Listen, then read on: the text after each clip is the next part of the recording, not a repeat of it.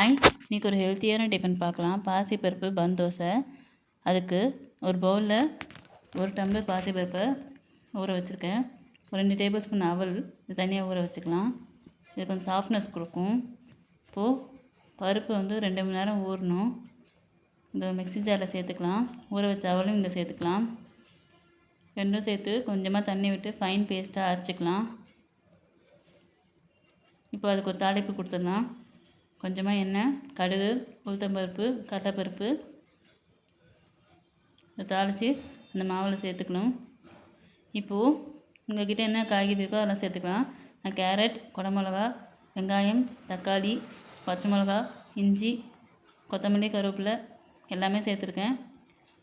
இது எல்லாமே சேர்த்து சாப்பிடும்போது கொஞ்சம் வயிறு ஃபில்லிங்காக இருக்கும், ஹெல்த்தியாகவும் இருக்கும். இப்போ இது எல்லாமே நல்லா சேர்த்தாச்சு. தேவையான அளவு உப்பு. இப்போ இது எல்லாத்தையுமே சேர்த்து நல்லா கலந்துக்கலாம்.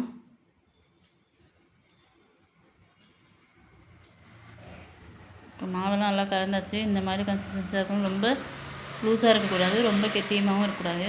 இப்போ இந்த மாதிரி சின்ன பேனில் இந்த மாதிரி விட்டுக்கலாம். கொஞ்சம் திக்காக விட்டுக்கணும். நீங்கள் இந்த மாதிரி வானிலையில் கூட விட்டுக்கலாம். அந்த ஷேப் வரதுக்காக தான் இந்த மாதிரி நான் இதில் பண்ணியிருக்கேன். 2 சைடும் திருப்பி போட்டு வேக வச்சு எடுத்துக்கலாம். ஒரு 10 நிமிஷம் டைம் ஆகும். நல்லா வேகணும் பயத்தம்பருப்பு. நல்லா அவசரப்படாதீங்க.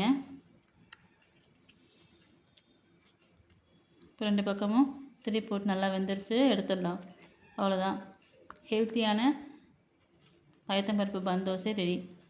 சூடாக சாப்பிட்றலாம். நல்லா சாஃப்டாக டேஸ்ட்டாக இருக்கும். இப்போ இதுக்கு சைட் டிஷ்ஷாக நான் தேங்காய் சட்னி பண்ணியிருக்கேன். அதுக்கு சும்மா தாளிச்சிடலாம். கடுகு, கருவேப்பிலை, அவ்வளோதான். இதை சட்னியை தாளித்து விட்டுடலாம். அவ்வளோதான், டேஸ்டியான பயத்தம்பருப்பு பன் தோசை வித் தேங்காய் சட்னி. நீங்களும் இந்த ரெசிபியை ட்ரை பண்ணி பாருங்கள். பிடிச்சிருந்தா கமெண்ட்டில் சொல்லுங்கள். தேங்க்ஸ் ஃபார் வாட்சிங்.